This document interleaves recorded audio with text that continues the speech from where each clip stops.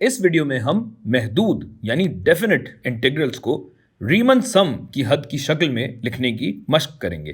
तो फर्ज कीजिए मैं आपको एक महदूद इंटीग्रल देता हूं cos x dx और इसकी हुदूद हैं पाई से लेके 2 पाई तक। तो रीमन सम की शक्ल में ये कुछ ऐसे लिखा जाएगा कि ये सम है यानी हासिल जमा i इज इक्वल टू 1 से n तक, और हद ये है कि अगर n लामहदूदियत तक चला जाए। तो अब अगर आप इस फंक्शन की शक्ल देखें तो कुछ ऐसी बनेगी, पाई से लेकर 2 पाई तक कोसाइन का ग्राफ। और रीमन सम निकालने के लिए आप बस ये समझें कि हम इसे n टुकड़ों में तकसीम कर लेते हैं और ये सारे टुकड़े मुस्ततील की शक्ल में होंगे। कैसे होंगे? ऐसे होंगे। ये एक टुकड़ा हुआ, दूसरा टुकड़ा कुछ यूं बनेगा, और ये कर करा के हम n टुकड़े बना रहे हैं। लाइनें थोड़ी टेढ़ी हो जाएं तो इसके लिए माजरत। अब अगर हर टुकड़े को मैं i कह दूं तो यहाँ पे i1 है, ये i2 हो जाएगा, और इस तरह कर करा के ये in हो जाएगा।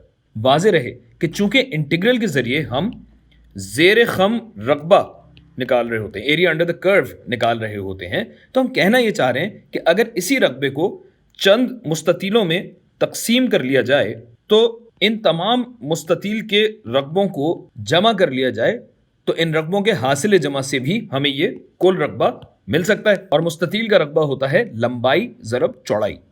तो अब ये चौड़ाई कैसे निकलेगी, जरा इस टुकड़े में देख लेते हैं। ये चौड़ाई है, तो चूंकि हम बराबर टुकड़े कर रहे हैं तो ये हो जाएगा 2 पाई माइनस पाई, यानी बालाई हद और निचली हद दोनों का अगर डिफरेंस निकाल लिया जाए और इसे टुकड़ों के नंबर पे तकसीम कर लिया जाए तो ये बनता है पाई बटा n, और पाई यहाँ पे हमारा a भी है, ये भी हम आपको थोड़ा आगे बताएंगे।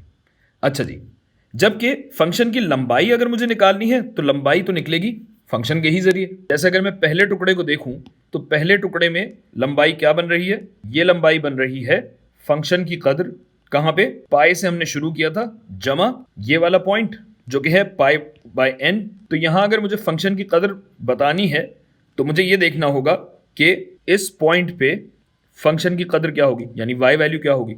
और ये पॉइंट क्या है? ये है पाई जमा पाई बाय n, यानी ये जो चौड़ाई थी इस चौड़ाई के बाद ही ये पॉइंट आ रहा है ना। तो ये पाई से शुरू हुआ और ये पॉइंट हुआ पाई बाय n, और इसको मुझे ज़रब देना होगा 1 से, क्योंकि ये एक डिस्टेंस है, मतलब i इज इक्वल टू 1 है। और फिर अगर मैं यहाँ पे लंबाई निकालना चाहूँ तो ये फंक्शन की कदर हो जाएगी। अब यहाँ पे इस वाले पॉइंट की बात हो रही है तो ये वाला पॉइंट क्या हो जाएगा? पाई जमा पाई बाय n, लेकिन ये n क्या हो रहा है?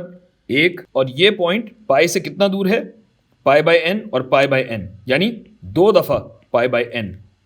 तो पाई बाय n को मैं 2 से ज़रब दे दूंगा, और इसी तरह फिर तीसरा अगर होगा तो वो ये हो जाएगा f ऑफ पाई जमा पाई बाय n इंटू 3, क्योंकि ये 1, 2 और 3 चौड़ाइयाँ हैं। गोया यहाँ पे अगर मैं आऊँगा, या ये कहिए कि अगर जनरल फॉर्मूला में इसका निकालना चाहूँ तो ये बन जाएगा f ऑफ पाई जमा pi by n into n हो रहा है ये, यानी पहला जब खाना था n जब 1 था तो 1 से ज़रब दिया जा रहा था, जब 2 था तो 2 से ज़रब दिया जा रहा था, तो n जब होगा तो n से ज़रब दिया जाएगा। ठीक है भाई।